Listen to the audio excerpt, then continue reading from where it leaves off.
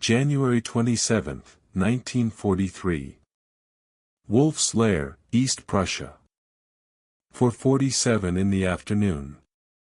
The temperature outside reads -18 degrees Celsius, but inside the concrete bunker compound, the air feels dense with cigarette smoke, sweat, and the particular tension that comes when military reality collides with ideological certainty. Adolf Hitler stands at the large oak table in the map room, both hands pressed flat against the surface, leaning forward to study the operational chart spread before him. His uniform jacket hangs loose on a frame that has thinned noticeably since the previous summer. The tremor in his left hand, barely perceptible to those who don't know to look for it, causes the edge of the Stalingrad map to vibrate slightly where his fingers rest. General Feldmarschall Wilhelm Keitel stands 3 feet to Hitler's right, ramrod straight, his face carefully arranged into an expression of attentive readiness. General Alfred Jodl occupies the space to Hitler's left, a leather portfolio tucked under one arm, fountain pen clipped to his breast pocket. Both men have been in this room for 6 hours already.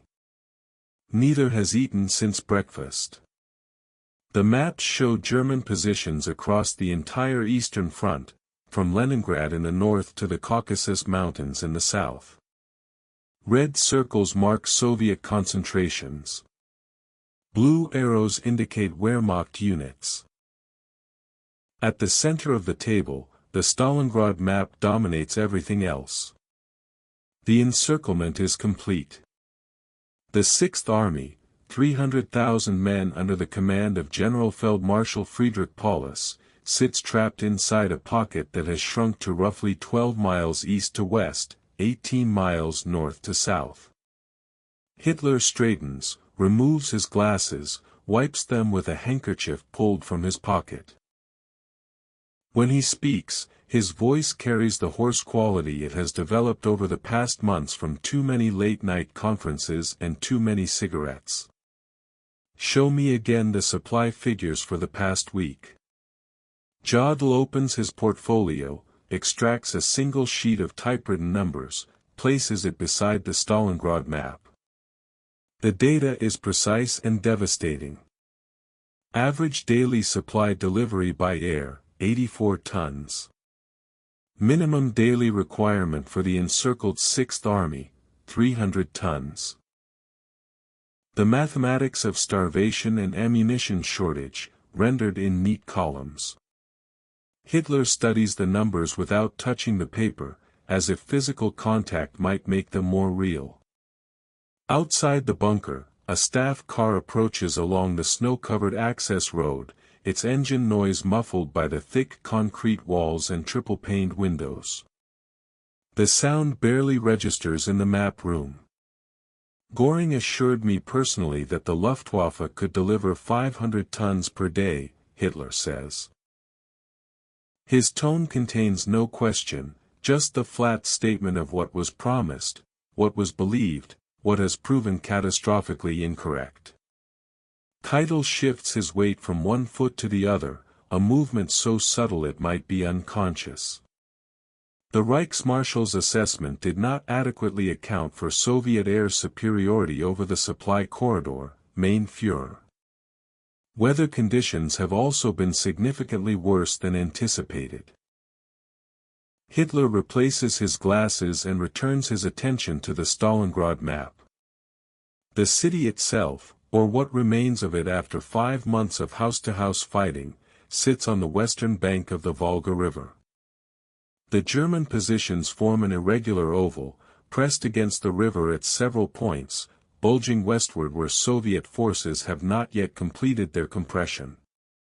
Every day the pocket grows smaller. Every day more men die from cold, from wounds that cannot be properly treated, from hunger that reduces soldiers to searching corpses for scraps of food. A knock at the map room door interrupts the silence. An aide enters, salutes, approaches Jodl, hands him a sealed envelope. The general opens it, scans the contents, his expression unchanging. He waits until the aide withdraws before speaking. Latest radio transmission from 6th Army Headquarters, Main Führer. Paulus reports remaining fuel supplies sufficient for approximately 48 hours of limited operations. Ammunition stocks for small arms adequate for perhaps 4 days of defensive action. Artillery ammunition nearly exhausted. Medical supplies critical. Estimate 12,000 wounded currently unable to receive adequate treatment. Hitler removes his glasses again, this time pressing thumb and forefinger against the bridge of his nose, eyes closed. The gesture lasts perhaps 5 seconds. When he opens his eyes and replaces the glasses, something in his posture has hardened. "No retreat," he says. The words emerge quietly, almost conversationally, but they land in the room with absolute finality. Keitel's face remains carefully neutral.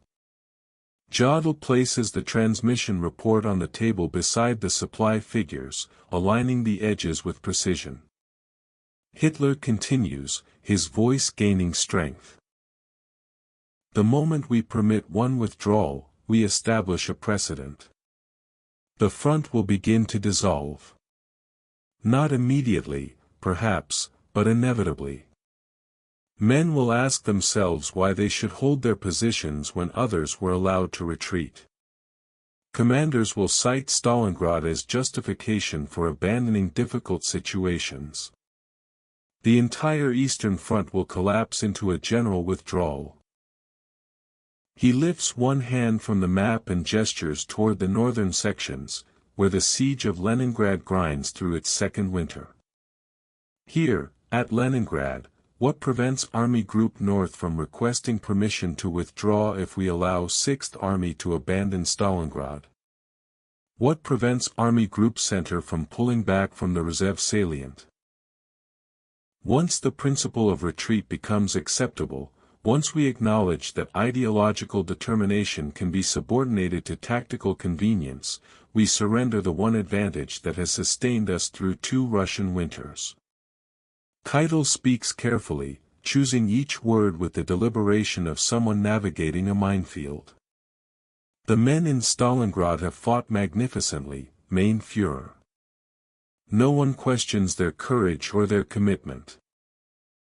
But the operational reality suggests that without relief or adequate supply, the position cannot be maintained indefinitely. Cannot be maintained by men who think in conventional military terms," Hitler replies. "Can be maintained by men who understand that some positions transcend tactical considerations. Stalingrad is not merely a city. It is Stalin's city. It bears his name.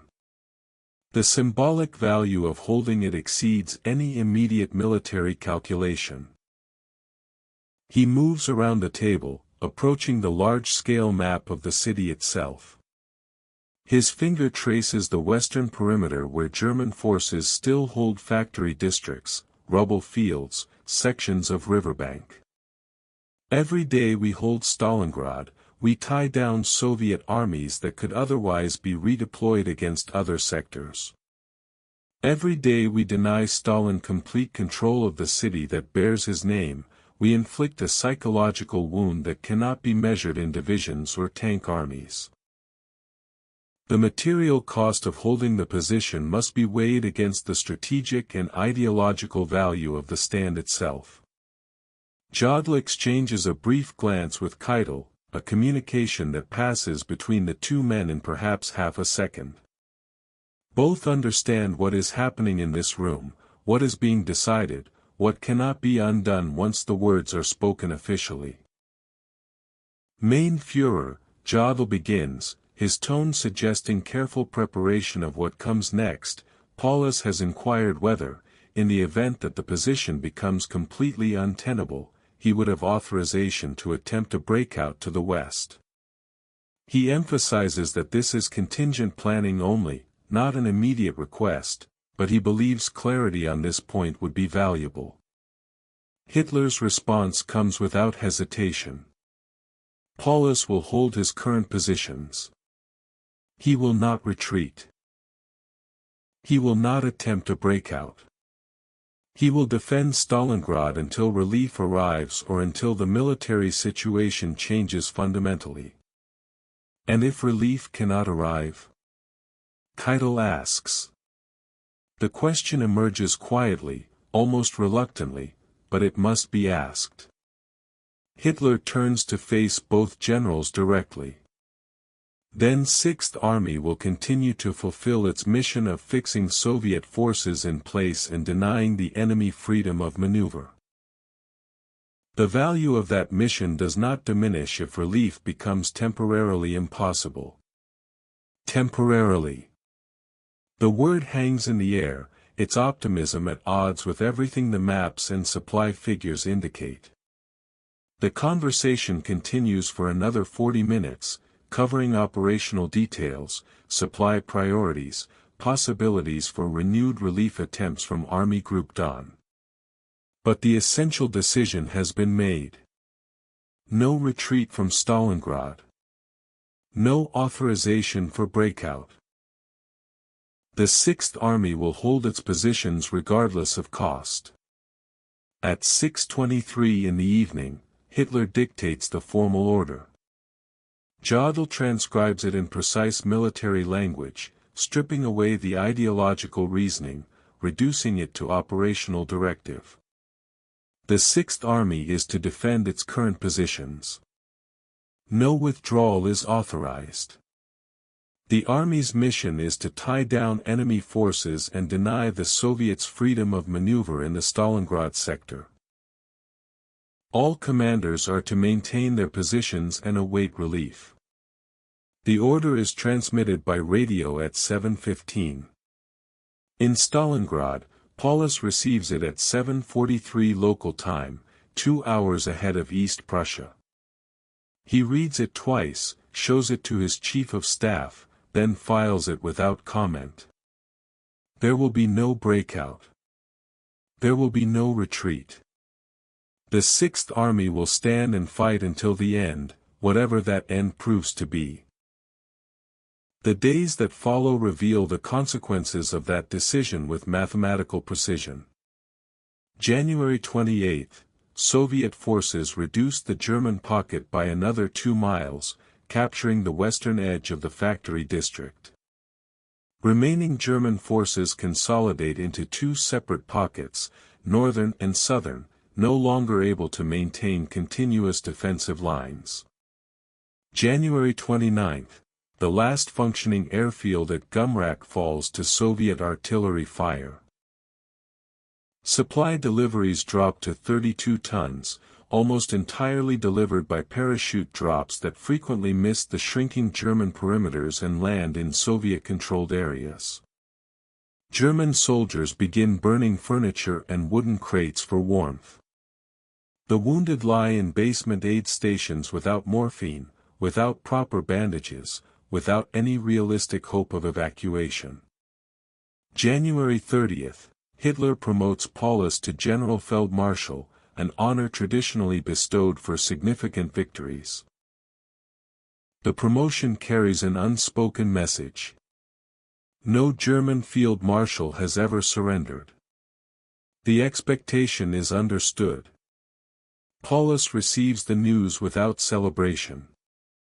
January 31, Soviet forces penetrate the southern pocket, reaching Sixth Army headquarters in the basement of the Univermag department store. Paulus, faced with the choice of continued resistance in a cellar or surrender, chooses surrender. He becomes the first German field marshal to capitulate, ending his own military career and shattering the precedent Hitler had relied upon. February 2, the northern pocket, isolated and without command structure, surrenders. The Battle of Stalingrad concludes. Approximately 91,000 German soldiers enter Soviet captivity. Most will never return. The death toll for German forces in the Stalingrad campaign exceeds 300,000 when combat deaths, deaths during the encirclement, and deaths in captivity are combined. But these outcomes exist in the future, unknown to the men making decisions on January 27. In the map room at Wolf's Lair, Hitler believes he is preserving the integrity of the Eastern Front through ideological determination. He believes that permitting retreat would establish a precedent more dangerous than any tactical defeat.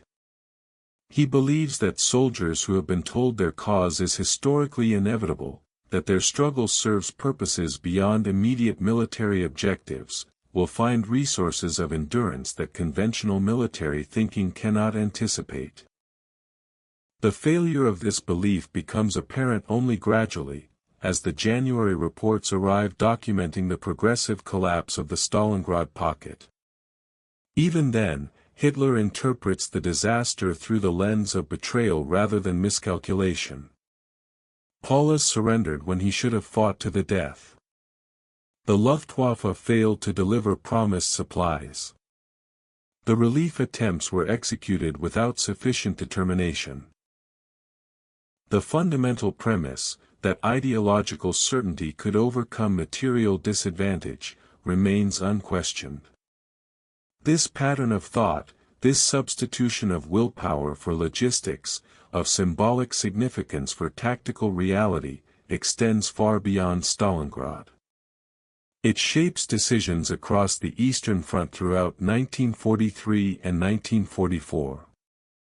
When commanders request permission to withdraw from untenable positions, they are refused. When tactical flexibility might preserve forces for later operations, they are ordered to stand fast. The concept of elastic defense, of trading space for time, of preserving combat power through strategic withdrawal, becomes ideologically unacceptable.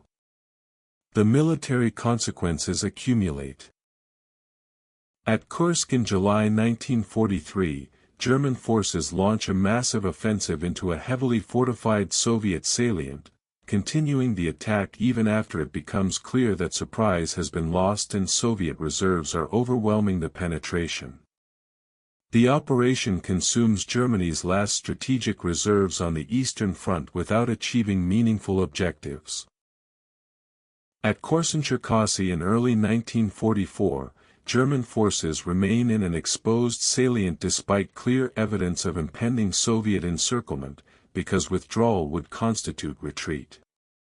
When the encirclement closes, the trapped forces attempt a breakout that succeeds partially, but at devastating cost in men and equipment that could have been preserved by timely withdrawal. The pattern repeats across the vast expanse of the Eastern Front. Stand fast orders. Defensive positions held beyond rational military justification. Fortresses that become tombs. The ideology of no retreat, established definitively at Stalingrad, transforms tactical defeats into catastrophes and prevents the kind of flexible defense that might have prolonged German resistance. Historical analysis of this decision faces the challenge of counterfactuals. Would permitting the Sixth Army to attempt a breakout in late January 1943 have succeeded? The military consensus suggests probably not. Soviet forces had constructed multiple defensive lines precisely to prevent such an attempt. The German units were weakened by weeks of encirclement, short on fuel and ammunition, with thousands of wounded who could not be transported. A breakout attempt might have resulted in the army's destruction in open combat rather than in captivity, but the outcome would likely have been similarly catastrophic. The more significant counterfactual concerns the broader precedent. If Hitler had authorized tactical withdrawals when military circumstances demanded them, if he had permitted commanders to trade space for the preservation of combat power, would the Eastern Front have collapsed more slowly? Would Army Group Center have avoided the catastrophic defeat of Operation Bagration in the summer of 1944? Would German forces have been able to establish more defensible positions and extend the war in the East? These questions admit no definitive answers, but the historical record suggests that the rigid no-retreat policy imposed after Stalingrad contributed significantly to the Wehrmacht's accelerating defeats on the Eastern Front. Commanders who might have conducted skillful defensive withdrawals were forced to hold exposed positions. Troops who could have been saved for later battles were expended in stands that achieved nothing beyond temporary delay. The Eastern Front became a machine for consuming German military power without corresponding Soviet losses sufficient to alter the strategic balance. The psychological impact of Stalingrad extended beyond military calculations. The German public, which had been told repeatedly that the war in the East was nearly won, learned in early February 1943 that an entire army had been destroyed. The regime declared 3 days of national mourning. Goebbels delivered his total war speech at the Berlin Sportpalast, calling for complete mobilization of German society for a conflict that could no longer be described as nearly victorious. The Sixth Army's destruction became the turning point that changed German perceptions of the war from inevitable triumph to desperate struggle. The ideological certainty that had sustained the campaign through 2 Russian winters began to erode, replaced by a grim determination that acknowledged the possibility of defeat even as it refused to accept that possibility as inevitable. In the map room at Wolf's Lair on January 27, 1943, none of these consequences are visible. Hitler sees only the immediate choice: permit retreat and risk the dissolution of the front, or demand that the Sixth Army hold its positions and maintain the principle that German soldiers do not withdraw. He chooses the latter, convinced that willpower can overcome material circumstances, that symbolic victories matter more than tactical flexibility, that retreat once permitted becomes retreat continually accepted. The decision seals the fate of 300,000 men in Stalingrad. More significantly, it establishes a pattern of military decision-making that will contribute to Germany's defeat in the East. The ideology of no retreat, tested at Stalingrad and found catastrophically wanting, nevertheless becomes doctrine, shaping operations for the next 2 years until the war's end. This is the nature of ideological warfare. Once principles become more important than circumstances, once symbolic value overrides tactical reality, military decisions cease to be rational calculations and become demonstrations of faith. Hitler's order that the Sixth Army stand fast at Stalingrad was such a demonstration. It cost an army. It changed the war. And it established a precedent that Germany could not survive. The historical record preserves this moment not as aberration but as revelation, exposing the fundamental contradiction at the heart of Germany's military conduct in the Second World War. An armed force of immense tactical proficiency, led by professionally trained officers, executing operations planned with meticulous attention to logistics and terrain, subordinated to strategic decisions driven by ideology rather than military reality. Stalingrad demonstrated this contradiction in its starkest form. The lesson was clear. The lesson was ignored. If this account of a crucial turning point in the Second World War provided insight into how ideology shaped military disaster, please consider subscribing to this channel. We examine the decisions that changed history, told from inside the moments when the future remained unknown and the consequences of choice could not yet be calculated. Thank you for listening.